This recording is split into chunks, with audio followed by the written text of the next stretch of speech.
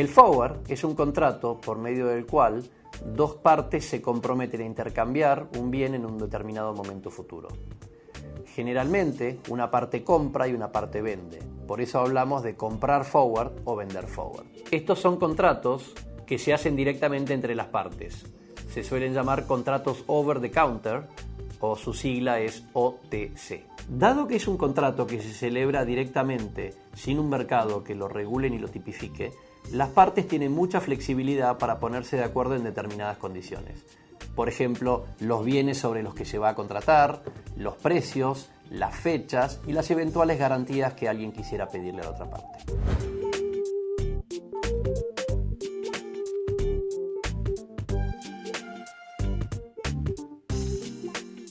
Los elementos de un contrato forward son el bien sobre el que se escribe el contrato, también llamado activo subyacente. El precio forward del bien, que es el precio al cual se va a comprar o vender el bien en el futuro y que se suele identificar con la letra K o la letra F. El precio spot del bien en el momento de la contratación, que es el que llamamos S sub 0. El precio spot del bien en la fecha de cierre del contrato, también llamado S sub T. Y la fecha en la que se cierra el contrato y se hace efectivo el intercambio de los bienes, que se suele llamar T mayúscula, para diferenciarlas de las varias fechas intermedias entre 0 y T mayúscula, que llamaremos T minúscula.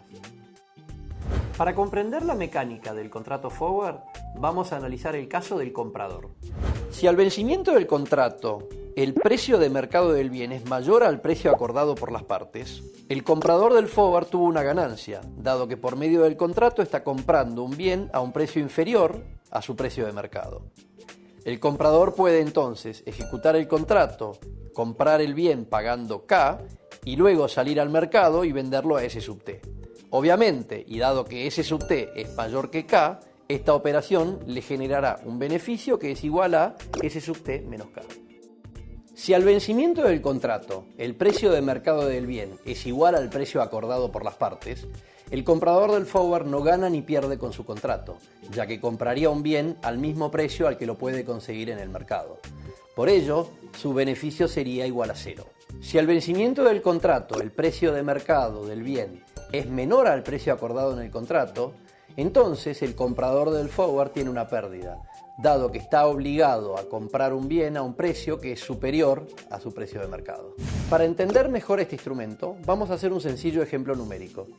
Supongamos que 3 meses antes de la cosecha, un inversor decide comprar una tonelada de soja a un productor agropecuario mediante un contrato forward a 90 días.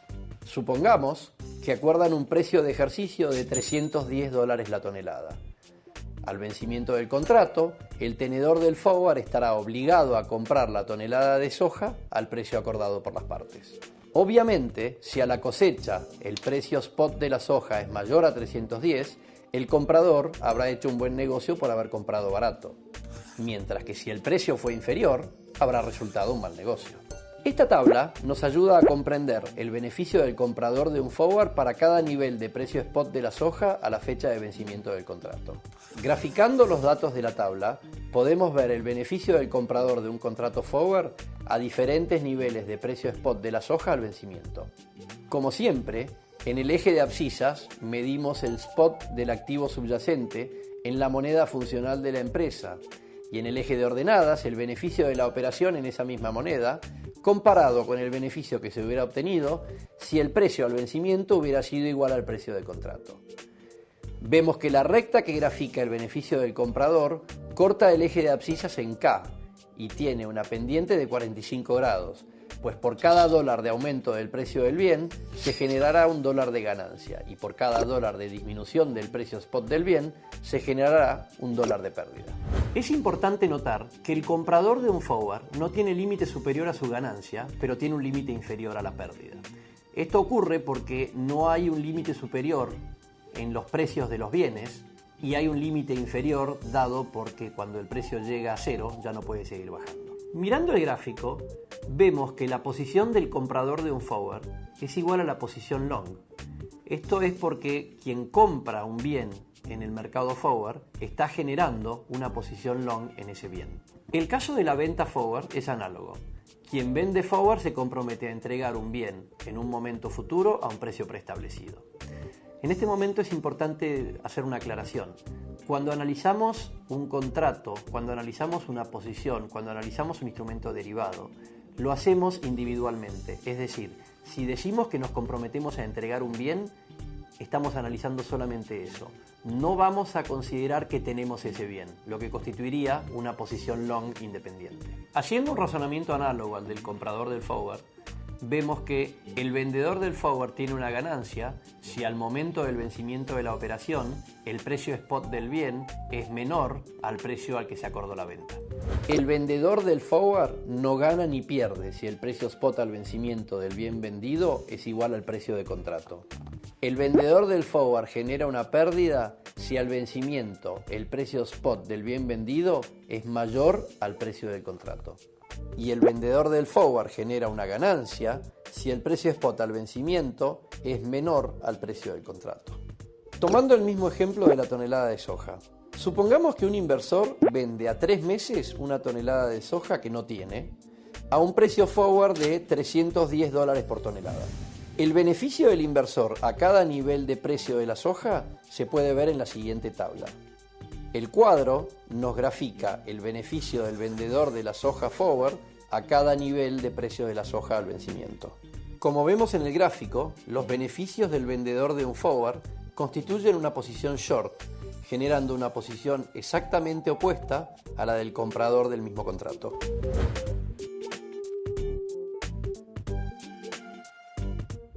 Hasta ahora estudiamos el forward como un instrumento aislado.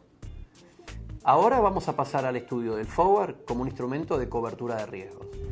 Vimos que un contrato forward genera posiciones long o short en un determinado activo subyacente. Por eso es muy fácil comprender que son contratos que pueden ser usados como un instrumento de cobertura de riesgo, generando posiciones que contrarresten las posiciones de riesgo originales de la empresa. Consideremos el caso de una empresa agropecuaria que espera cosechar 10.000 toneladas de soja de sus campos. 3 meses antes de la cosecha, tiene su soja evaluada a un precio de mercado spot de $315 por tonelada. Claramente, esto genera una posición long en soja. Si a la cosecha el precio de la soja baja, la empresa pierde, mientras que si sube, la empresa gana, siempre con respecto al valor original. La empresa puede mitigar esta posición de riesgo abierta. Más específicamente, puede vender una parte o la totalidad de su cosecha esperada mediante un contrato forward a una contraparte. Por ejemplo, un exportador de granos. Supongamos que lo hace con el contrato que vimos en el ejemplo anterior, vendiendo 1.000 toneladas en el mercado forward a $310 por tonelada. Las 9.000 toneladas que quedan sin vender serán simplemente una posición long de la compañía. Con respecto a las 1.000 toneladas que vendimos forward, la situación queda como vemos a continuación. La ganancia que genera el hecho de haber vendido la soja a precio fijo mediante un contrato forward mitiga la pérdida generada por la baja de precios en la tenencia de soja.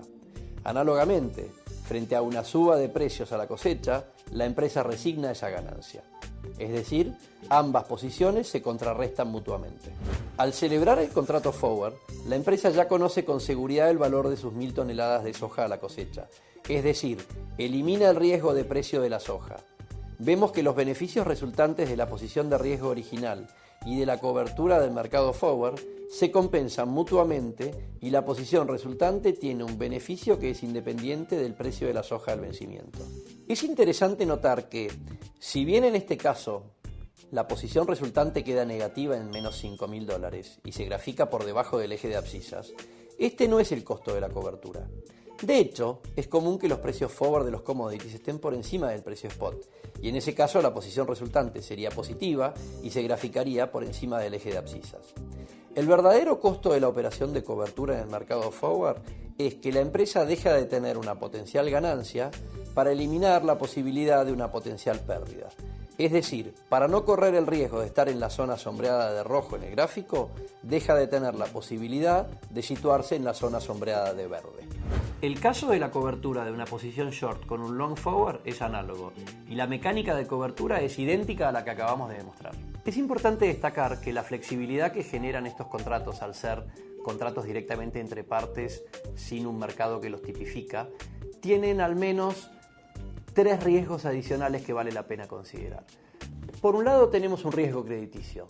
Las dos partes contratan entre sí, por lo tanto, si una de las dos partes no cumple con lo acordado, tendremos que ir a la justicia a litigar, y eso lo que hace es que ya la función de cobertura de riesgo desapareció. Por otro lado, son contratos bastante ilíquidos. Por lo tanto, si yo quisiera salirme de la posición que generé a partir del contrato forward, también voy a tener algunos problemas porque no voy a poder deshacer mi contrato. Y por último, conseguir una contraparte no siempre es fácil. Tengo que conseguir a alguien que esté en la posición exactamente opuesta, lo cual muchas veces es más complejo de lo que podemos pensar. Es importante tomar en cuenta estas limitaciones, porque es posible que por tomar una posición de cobertura estemos abriendo una posición de riesgo, por ejemplo, riesgo crediticio.